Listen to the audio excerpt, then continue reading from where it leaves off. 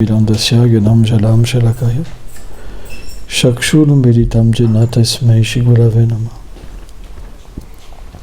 Namaum Vishnu Padayam Krishna Pestaya Bhutale Srimate Bhakti Vedanta Swaminiti Namine Namaste Sarasvati Devi Gauravani Placharine Nilveshesha Sunyavadi Plachatya Deshatarine.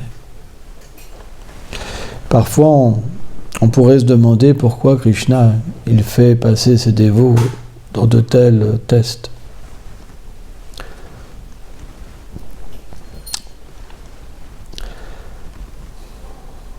Parce que ces dévots peuvent passer ces tests d'une manière à nous apprendre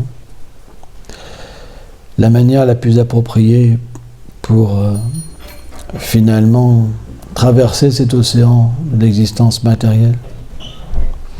Et on va voir dans la nature de Draupadi une nature merveilleuse, divine.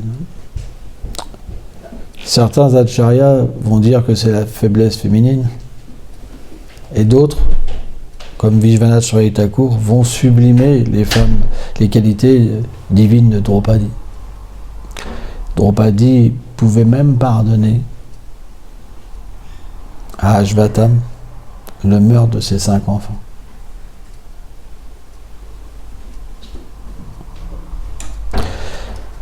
La capacité de pardonner, Srila Prabhupada explique, c'est la qualité de sainteté d'une personne. Plus une personne est sainte, plus elle peut pardonner. Pourquoi ? Il explique dans de nombreux commentaires qu'une âme réalisée, elle n'est jamais agressée. À qui va le blâme ? À l'âme ou au corps ? Celui qui est conscient qu'il n'est pas le corps, pourquoi il devrait être affecté quand on lui dit qu'il est fou, qu'il est ceci, qu'il est cela ? Certes, mon corps a toute cette art, mais moi je suis au-delà de tout ça. Vous comprenez ? Ma position, ma méditation, elle n'est pas sur ce plan. Ma méditation, elle est à Vrindavan. Mais simplement, ce corps, dans ce monde, il s'exprime d'une manière imparfaite. Dû à la naissance que j'ai eue. Je peux avoir un langage grossier, par exemple.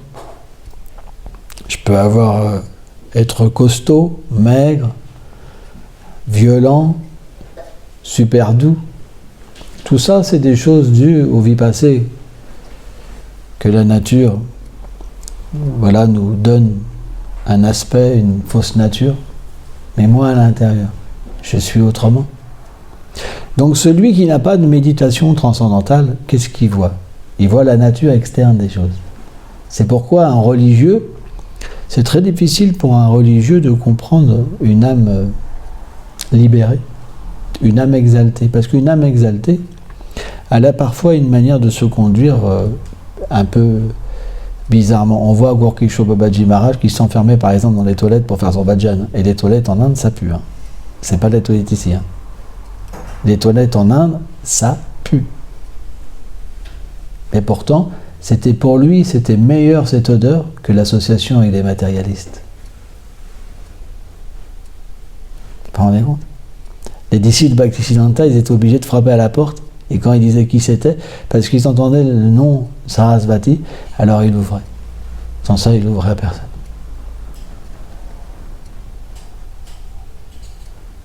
Qui peut comprendre de telles personnes ? On peut le comprendre parce que Bhaktisiddhanta a expliqué la nature de Gorkisho Babaji Maharaj. Mais qui aurait pu comprendre une telle personne ?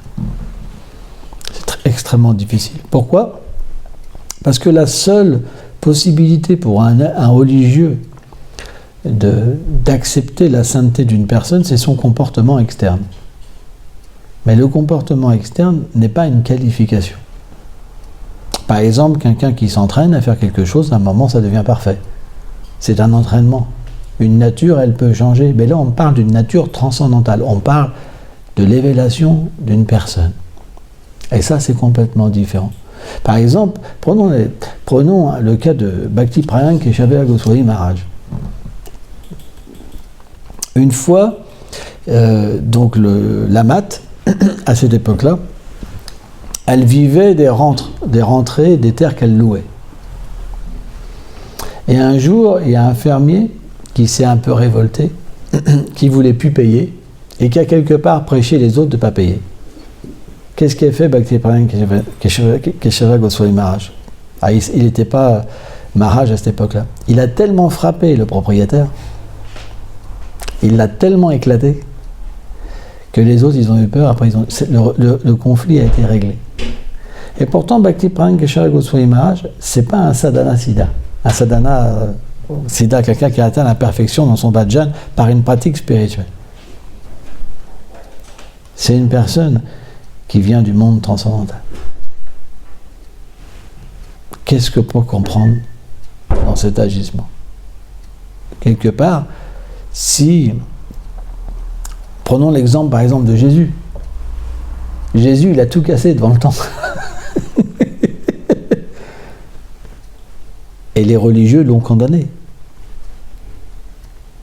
Qu'est-ce qu'on peut comprendre de tout ça? C'est extrêmement déroutant. Mais vraiment déroutant.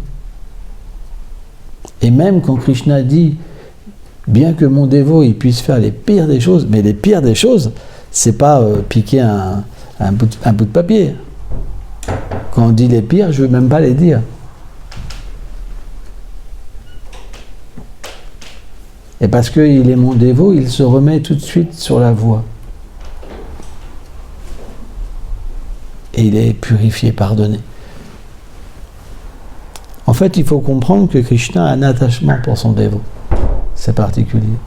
Il aime son dévot. Quand vie après vie, vous vous donnez à Krishna, Krishna vous oublie jamais. Il vous aime, en fait. Il vous aime tellement. C'est difficile à comprendre. Il ferait tout pour vous. Comme vous êtes prêt à tout faire pour lui. De la manière que vous êtes abandonné, vous êtes prêt à prendre le blâme, vous êtes prêt à prendre des coups, vous êtes prêt à souffrir pour lui, il est prêt à faire la même chose pour vous. Ça ne marche que comme ça, l'amour. Vous comprenez? Et c'est ça qui est vraiment perturbant. Parce que même si un dévot commettrait une faute, Krishna jamais va le blâmer. Il va tout faire pour le remettre sur le chemin.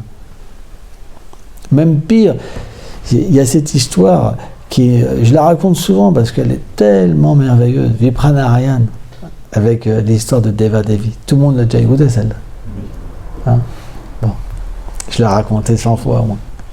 Mais on voit que Vipranarayan, qui était un Mahabhagavat, parce qu'il a eu un attachement pour Deva Devi, qui était une prostituée. Le Seigneur lui-même a volé tout l'or du temple, ses plateaux, ses vases en or, etc., pour son adoration, et il l'a porté, en fait, à Deva Devi pour que son dévot puisse avoir son association. Je ne sais pas si vous voyez, c'est quelque chose d'inconcevable, quoi. Ça va jusqu'à ce point. Krishna aime tellement son dévot, tellement. On ne peut pas imaginer que l'amour que Krishna a pour son dévot. Il le suit, il fait tout pour lui. Et on voit la vie d'un dévot, bien qu'il passe par des tests, plus les tests sont grands, plus la réalisation de Krishna elle est grande. C'est pour ça que Vishwanath Chakravarti Thakur, il dit, même dans le Madhurya Kadambini, que Krishna lui-même, il organise des tests. Vous vous rendez compte? Alors quand Krishna vous fait un test, il vous traque. Vous n'avez plus le moyen. Il traque. Vous savez, il traque à un point, il n'y a plus rien. Vous êtes obligé de 100%, 1000% de vous abandonner. C'est vraiment le truc qui ne reste plus rien. C'est comme la mort, mais sauf que c'est la vie. Die to live. Je m'abandonne. Et là, Krishna est content. Parce qu'à travers ce test-là, il a éduqué les gens pour les générations futures. C'est une histoire qui va inspirer les gens. Et en même temps, il retrouve son dévot. Et pourtant, c'est déjà son dévot. Comment comprendre ça? Comment comprendre que Krishna met dans l'illusion son dévot, qu'il le teste pour revenir son dévot? C'est la nature du Seigneur. Le Seigneur est comme ça. C'est sa nature. Et ça, un religieux, c'est très difficile à comprendre. Parce qu'un religieux, qu'est-ce qu'il veut? Il veut pas de test. Il veut des biens matériels, il veut de la jouissance. Ouais ou pas? Et après, il veut aller au paradis. Après la mort, il veut aller au paradis pour plus jouir. Donc si vous lui dites qu'il va être testé, la personne ne vient plus. C'est fini. Elle est malheureuse. Mais un saint, un vrai saint, quand il sait que Krishna va le tester, il y va. Il est joyeux. C'est ça un dévot. Il est prêt à souffrir pour Krishna. Dans le 8e verset du Shikshastakam, Asisya Papadam Plashtuma, Radharani, elle dit, peu m'importe mon bonheur. Peu m'importe. Si cette gopi donne plus de plaisir à Krishna que moi, et qu'il s'adonne devant moi des jeux d'amour et qu'il m'y brise le cœur, imaginez-vous. Alors, cette souffrance qui est la mienne, je la considère comme du bonheur. Est-ce que vous êtes prêt à ça? Quand vous serez prêt à ça, vous obtiendrez Prem, Krishna Prem. Pas moins. Et ça va venir petit à petit. Parce que Krishna va infuser dans votre cœur graduellement ce fait de mourir pour vivre. C'est tellement bon de mourir pour Krishna. C'est tellement merveilleux. Il y a un goût, on ne peut pas imaginer. Mais il faut être à un certain niveau de la vie spirituelle. Il faut avoir passé le stade Kanishta Adhikari, où on est juste centré sur nous-mêmes, que si ce n'est pas vers nous, on abandonne. Parce que là, à ce niveau-là, ce n'est pas un test de Krishna qu'on reçoit. Krishna ne nous testera pas parce qu'on ne restera pas. Mais nos tests, ça vient de nos vies passées, c'est ce karma. On n'est pas libéré de ces influences du karma. Alors que quand on devient plus avancé dans la vie spirituelle et qu'on a purifié plus ou moins tous les résultats de nos activités passées, il en reste quelque peu quand même, à ce moment-là, on peut recevoir le test de Krishna. Parce qu'on n'a qu'un but, c'est de l'obtenir. Et là, on va faire nos preuves. C'est ce que Bhaktivinoda Thakur, c'est comme le poids d'amour. Là, on va faire notre preuve. Et à ce moment-là, Vishwanath explique qu'il nous observe. Krishna nous observe. Il est avec nous et il nous observe. Pourquoi? Parce que Krishna lui-même fait le test et il devient endetté par la souffrance que son dévot expérimente. Vous comprenez le point? C'est que Krishna met un test pour lui-même se donner, parce qu'il devient endetté. Il fait pour moi. Et son amour pour son dévot augmente. Donc, qu'est-ce qui se passe quand l'amour du dévot augmente? C'est que Krishna devient de plus en plus perceptible au dévot. Donc, le dévot devient de plus attaché à Krishna. Et le test, quand il est perçu, c'est un test d'amour. Alors, ça ne veut pas dire que le dévot, il est plongé en enfer constamment, c'est pas ça que je veux dire. Mais il y aura des tests. Parce qu'il faut prouver notre amour. Et c'est logique. C'est logique. Par exemple, matériellement parlant, est-ce que vous allez donner votre cœur à quelqu'un sans le tester? Est-ce que vous allez vous marier, céder toutes vos possessions? Ça veut dire que si le gars il demande le divorce, il en prend la moitié, il n'a pas un rond, vous avez une grosse fortune. Il faut des preuves. Vous comprenez? On ne peut pas juste être amoureux et il y a un gros capital derrière, c'est votre vie. Vous comprenez? Et bien de la même manière, pourquoi Krishna ne vous testerait pas? Pourquoi il va tout donner? Parce que Krishna est comme ça, il donne tout. Il se donne lui-même. Il donne son royaume, il donne tout. On obtient une position qu'on ne peut même pas imaginer, c'est impossible à imaginer.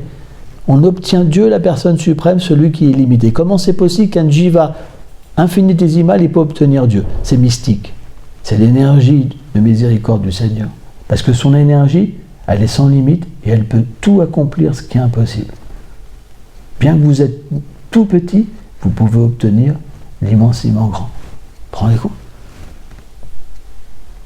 Et c'est ça, Krishna. C'est cette faculté de se donner à son dévot. C'est cette faculté de réciproquer avec l'amour.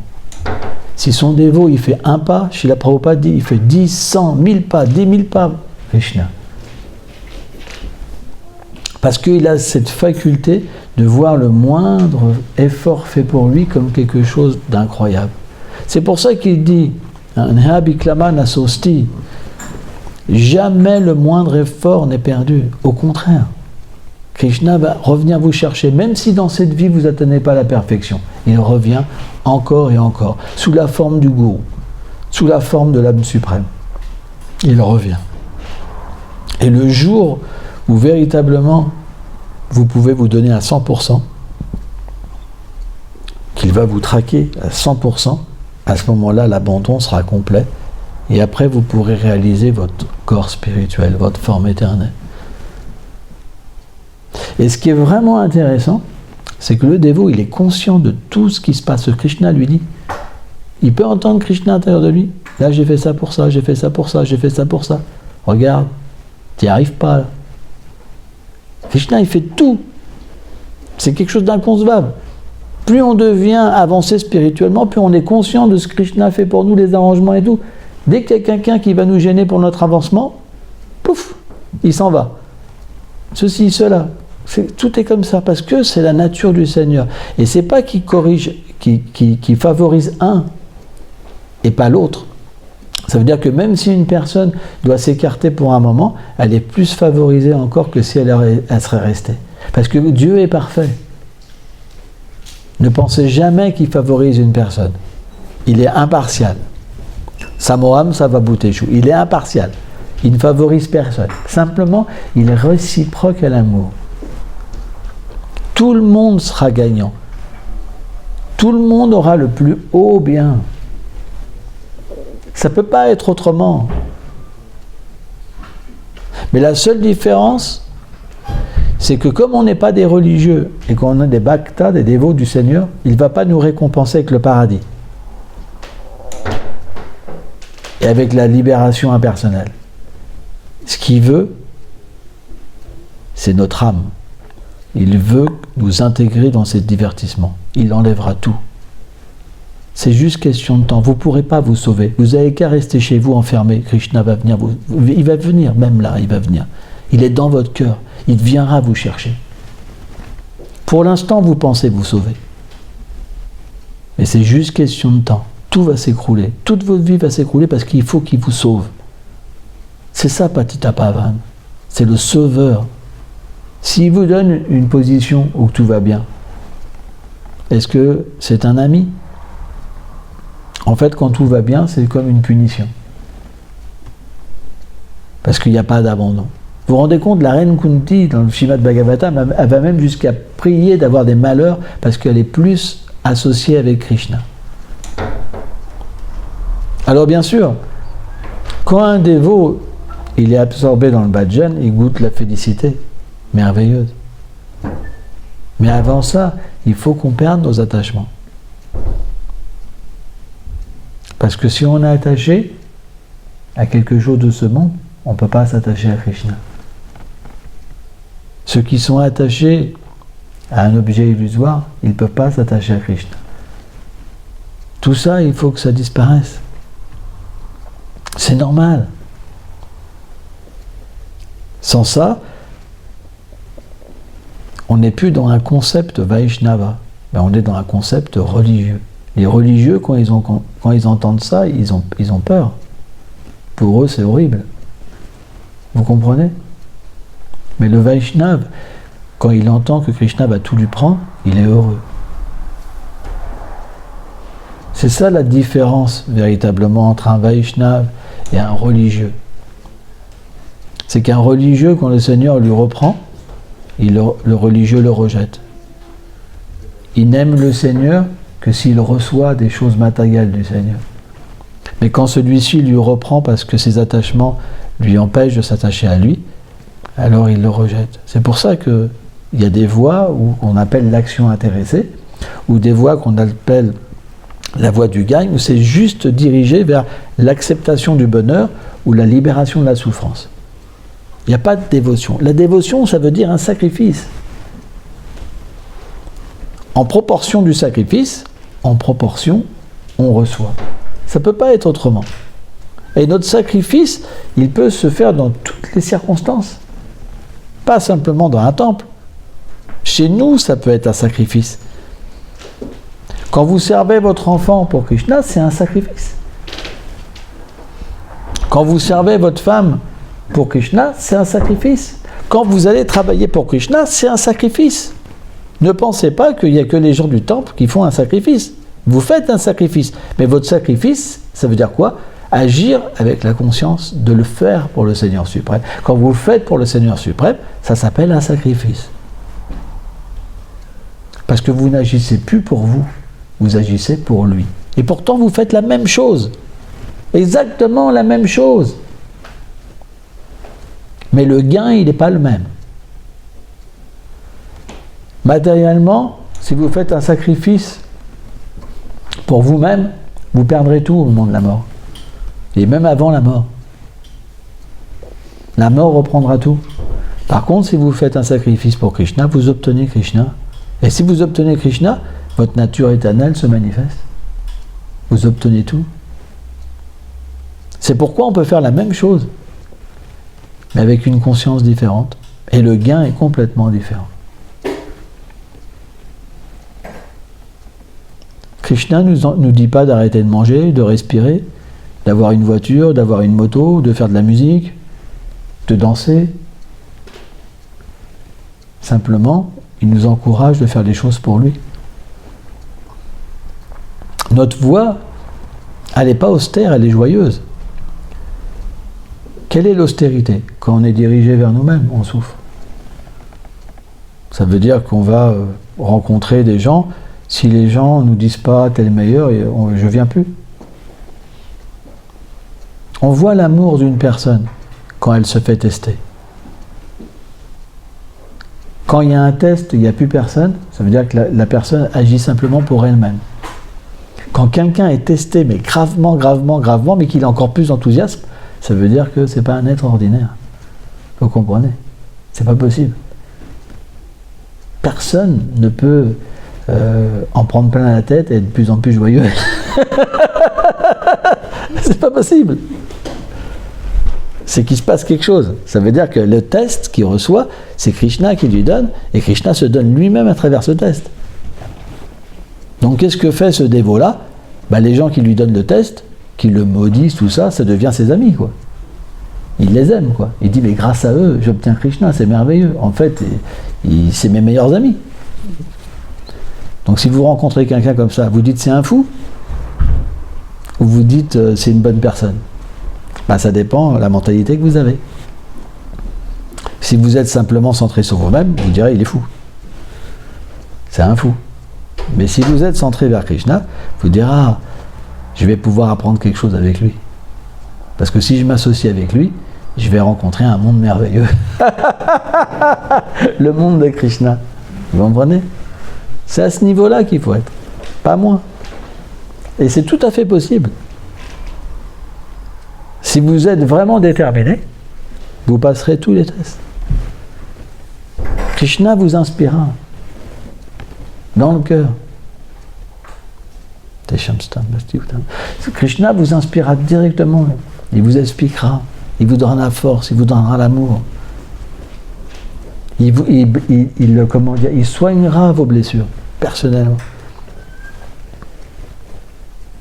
Même il vous fera un bisou d'amour. Parce que Krishna est comme ça. Plus vous allez souffrir, parce qu'il va vous dire, fais ça pour moi. Et là, les problèmes vont commencer à arriver.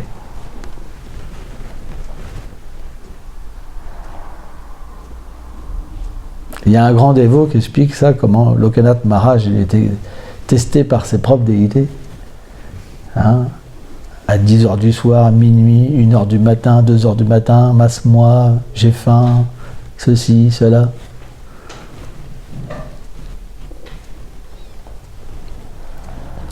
Si la déité devenait nous parler, est-ce qu'on sera encore là? Si à 2h du matin, elle nous réveille, il dit je veux un sweet rice. Déjà, par exemple, Balaram, quand on lui demande 4 commandes qui n'étaient pas prévues, je ne vous explique pas. Mais là, si Krishna lui-même devait le réveiller tous les 5 minutes, c'est pas si simple que ça. Entendre le Seigneur, c'est dur. Notre vie devient un sacrifice. Rappelez-vous, par exemple, Abraham, le Seigneur, alors certains disent qu'il n'avait pas compris de sacrifier son propre fils. Imagine si le Seigneur disait à Shushila, sacrifie-moi ton fils. Eh bien, il acceptait. Il pleurait. Et il a accepté. Et c'est au moment qu'il allait mettre le couteau qu'il l'a arrêté, le Seigneur.